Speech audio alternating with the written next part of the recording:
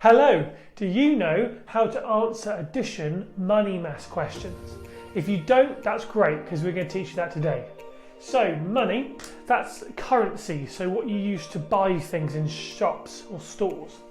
So you could have a question like this: what is £5 10p plus £1 10p? Let's do that, okay? So what would that equal?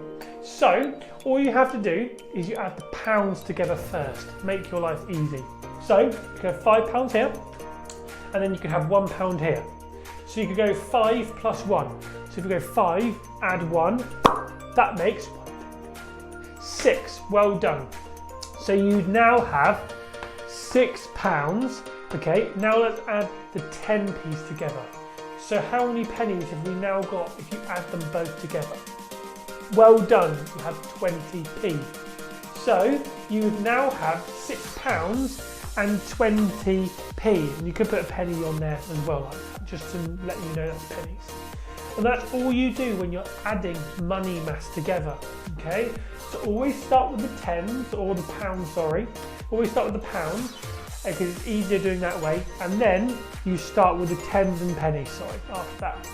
So you go pounds and then pennies. And remember, there are 100 pennies in a pound. So if these go over 100 pennies, you add it as another pound instead. But we'll go over that in another video. So use this information, play the next game, and we'll see you in the next one. Bye!